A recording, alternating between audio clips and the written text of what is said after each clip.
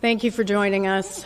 I'm Jennifer Homendy, and I'm chair of the National Transportation Safety Board. Our investigator in charge for this investigation, we call the investigator in charge the IIC, is Leah Reed. That's L-E-A-H, and then it's R-E-E-D. The National Transportation Safety Board is an independent federal agency that's charged by Congress with investigating every civil aviation accident in the United States and significant events in all other modes of transportation. As you know, we're here to investigate yesterday's crash of a Bell 206L4 helicopter into the Hudson River near Jersey City, New Jersey. The helicopter departed the downtown Manhattan Wall Street heliport in New York at about 14:50 for an air tour flight. The helicopter is owned by Meridian Helicopters, LLC, which is based in Broussard, Louisiana, and operated by New York Helicopter Charter, Inc. Before I go on, I want to extend on behalf of the entire NTSB our deepest condolences to those who lost loved ones in this tragic event. I also want to start by thanking the first responders. This was a tremendous, tremendous effort. And I want to thank specifically, first and foremost, the mayor for allowing us to be here in City Hall and do this press conference, and for all the support that you've given us and the team. I also want to thank the Jersey City Office of Emergency Management, the Jersey City Police Department, Jersey City Fire, Jersey City EMS, Port Authority of New York and New Jersey Police Department, the New Jersey Park Police, the New Jersey Transit Police Department, Hudson County Office of Emergency Management, the NYPD Special Operations, FDNY Special Operations, New York City Office of Emergency Management, the United States Coast Guard, the Army Corps of Engineers, and so many others that we will continue to mention in our follow-up press briefings. Now, I want to set expectations for this press conference. This crash occurred yesterday at about 3:15 p.m., so we're not even 24 hours later. Rightfully, the focus yesterday was on, first and foremost, victim recovery, and then wreckage recovery. Our investigators, the NTSB, we stay out of the way when victim recovery efforts are in process. That is first and foremost, most important. Our investigation can always wait. Once that was done, we had Luke Sciatta, who is our chief of our Eastern region, who lives right here in New York, on scene as part of the wreckage recovery operations. And those two were the focus for yesterday. The rest of the team began to arrive late last night, including me, and early this morning. So that means this is the first full day of our investigation. And as you can see, our investigators are out doing some of the work that I'm about to talk about in just a second. But as far as information sharing today, I am not going to share a lot of investigative information. We have a lot of information, but we do not speculate. We need to confirm information. That is a process that takes time. So I will say, I understand that you have a lot of questions, and we will attempt to answer them over the coming days. A little bit about our team and our process. We have 17 people who are here on scene.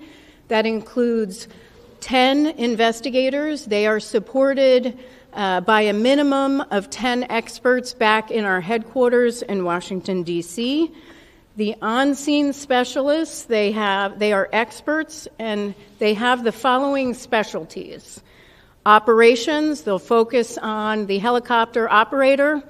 They'll look at the owner of the helicopter itself, and they will look at pilot qualifications and other information. We have experts on helicopter airworthiness, on structures, and on systems. We also have our evidence management team here, as well as our transportation disaster assistance team, which is responsible for working with the family to get them the assistance they need throughout the course of the investigation, not just here on scene, but in the coming days, weeks, and months throughout the investigation to the issuance of our final report, and sometimes for months and years beyond. The wreckage exam began this morning. Our team, I was there, our team began pulling components and the engine off the wreckage and other components that they would like to more closely examine.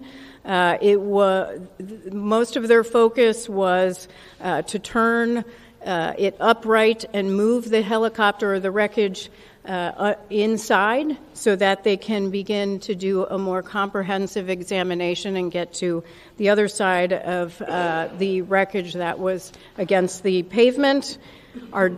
We also are aware that there are dive teams. The New York Police Department is still diving for components and pieces of the helicopter that we are still looking to recover. Those include the main rotor, the main transmission, the roof structure, and the tail structure, and we appreciate all of their hard work. And then we have a whole team that is collecting the standard information that we normally gather as part of any investigation, which includes pilot qualifications, logbooks, history of the helicopter, maintenance logs, and so forth. We do have the logbooks for the pilot. The pilot held a commercial pilot certificate with rotorcraft and instrument ratings. The pilot reported 450 hours of total flight experience on his most recent medical, which was issued on September 20th, 2024. As of March 29th, 2025, the pilot accumulated about 788 hours of total flight time. We still need to calculate flight time in that Bell helicopter, and I'll have more information on that hopefully tomorrow, because he previously was flying a Robinson 44. Now, what we are hoping is that we are able to get the public to send us any photos or video you may have, or if you want to contact us because you believe that you have information that could be pertinent to our investigation, please reach out to us, provide that information to us. We will get in contact with you at the following email address: witness@ntsb.gov. That's witness@ntsb.gov. Now, I will take some questions. Again, a reminder, I know there will be questions for very detailed investigative information. I am happy to talk about the team, their qualifications, the process. I am not going to speculate on investigative information. We are very factual, and we will provide that in due course. So I will call on you. Please state your name, your affiliation for me. Sure. It's Matthew Chase of Newsday. To the extent you're able to share this, is there a preliminary cause? I realize you gave that early talk. Is there a cause preliminarily that you can share with us? The question is there a preliminary cause? We do not have a preliminary cause. That takes time.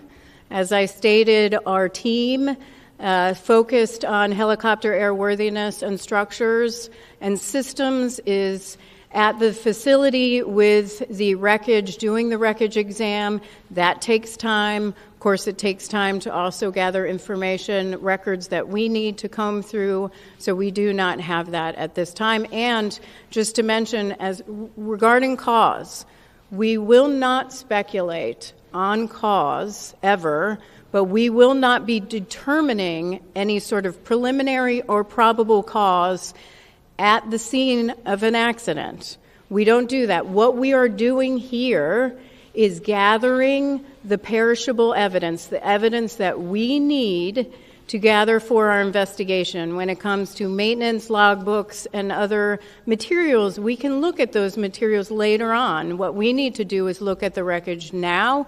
We need to focus on finding some of the additional components and structures that we're looking for, conduct witness interviews, and gather the records that we need. We can review the records later, so that probable cause will not occur for quite some time. Yes, ma'am, and then we'll go here.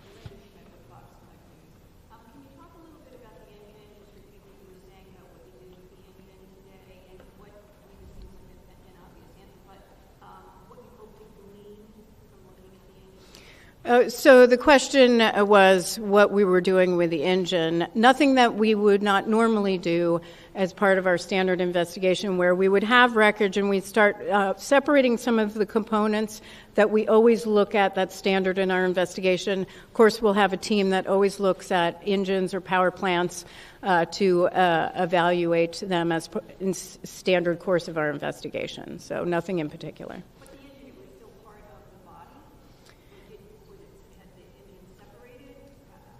It was in the wreckage, and so we separated it from the helicopter so we could take a closer look at it in a more upright position.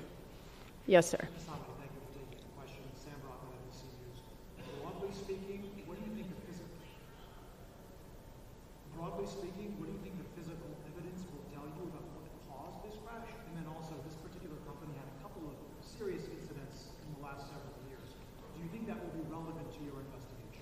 The question is, what will us looking at as part of this investigation on scene tell us about cause, and what will we be looking at related to the safety history as part for this particular helicopter company? First of all, we always look at safety history. That's a standard part of all of our investigations, so we'll collect that, not just from the Federal Aviation Administration, that is a party to every single one of our investigations, but we'll also ask those questions in interviews and get other information that will help us get a very broad view and detailed information about the safety history of this particular operator and also the owner of the helicopter itself.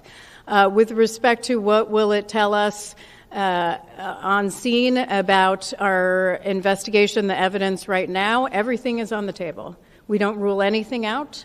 We take a very detailed and comprehensive view, and it's way too early in the investigation. It will be too early on scene. That's much later in the investigation. Yes, ma'am.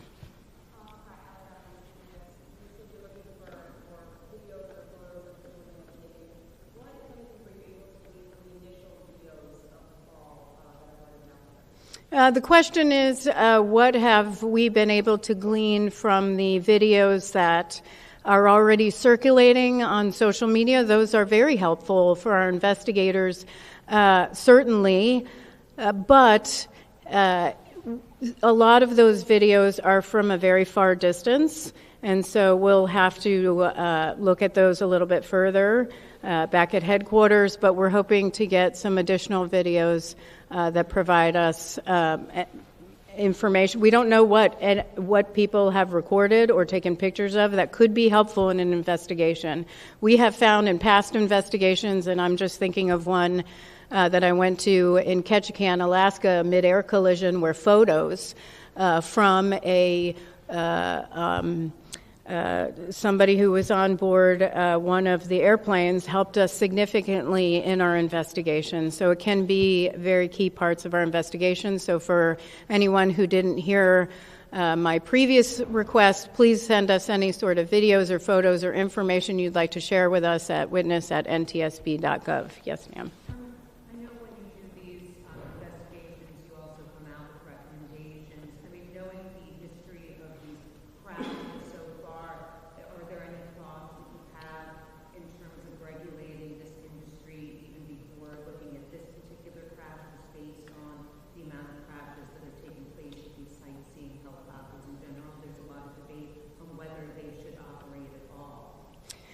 So the question is, do we have any sort of concerns or have we issued any sort of safety recommendations in the past about these type of air tour operations?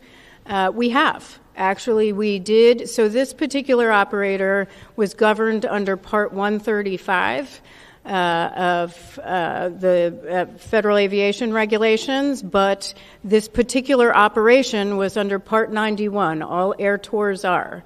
We have issued an entire report on Part 91 operations with respect to revenue passengers. We believe in one level of safety strongly.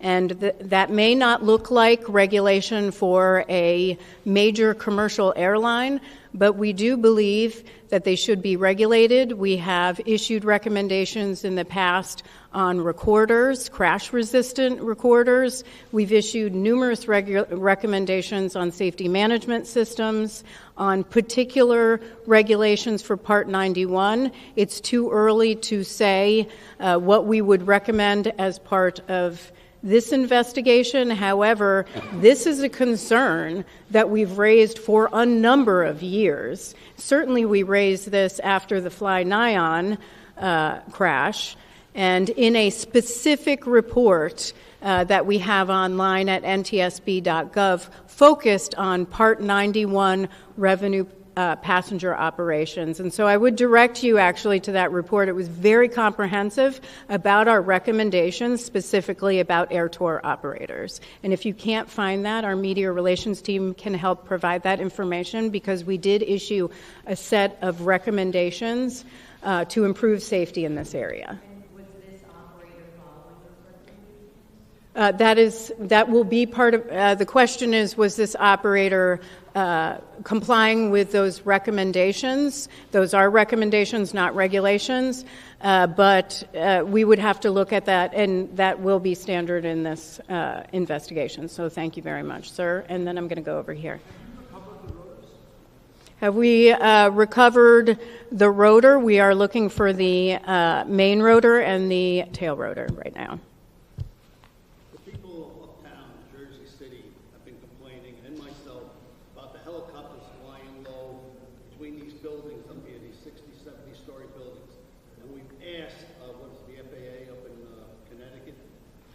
Them the heck out of here and let them fly down the Hudson River. I'm telling you right now, if something isn't done, there's going to be a disaster where they're going to crash into one of these buildings or crash into the neighborhoods up there. They're annoying, and they're bothering. People have been asking and asking and asking, and nothing has been done. Thank you. There was a comment about, thank you, sir. There was a comment about the concern about these helicopter operations, and thank you very, very much for sharing that. Appreciate it. Yes.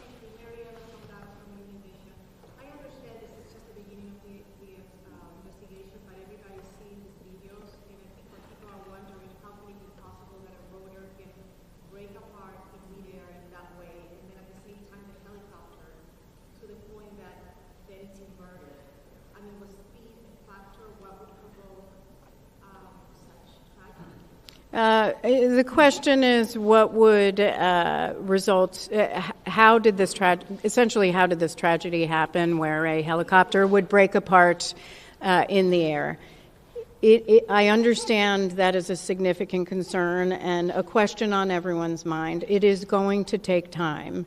We need to do a very thorough examination of the wreckage to determine what occurred first and how that occurred. Once we have that, we'll be able to release that to the public. Some more questions? Yes. Sure.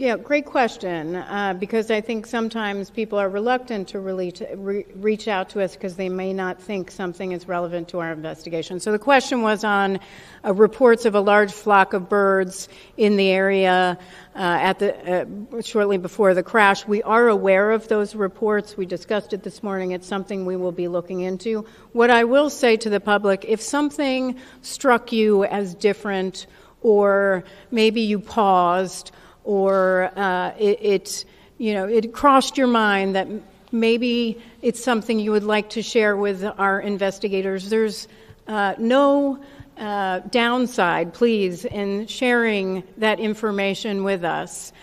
You can be very helpful in providing that investigative information to the NTSB. So again, witness at ntsb.gov. Even if you think it's irrelevant, please send it in.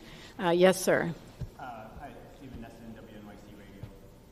You said there are 17 people on site here working on the investigation and 10 in D.C. Is that how many people you would typically have for a helicopter crash investigation? Is that the same number, for example, during the Flynon helicopter crash, or have cuts of the federal government reduced your number of investigators? So the question is the 17 investigators here and 10 who are supporting back home, but the 17 personnel here, 10 of which are investigators. Is that typical for an investigation like this? How would it compare to Fly-Nyon? And would it be less as a result of any sort of cuts to the agency? First of all, let me address the agency. We have not experienced any personnel losses other than typical retirements in our agency. Our agency has been provided with, by the administration, thank you, an exemption from the deferred resignation program. We got a hiring exemption for several investigative positions within each of our transportation modes, so we can bring our numbers up to help us in our investigation, and that is critical. So we have not suffered in any way. With respect to comparison on Fly-Nyon, I don't know how many investigators were here on Fly-Nyon. Certainly our media team can provide that to you. It really isn't...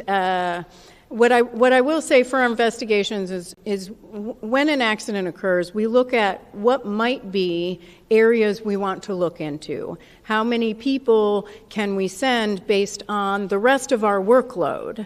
And because we have a pretty heavy workload right now, and that is the decision making that goes into what expertise do we need and who do we want to send.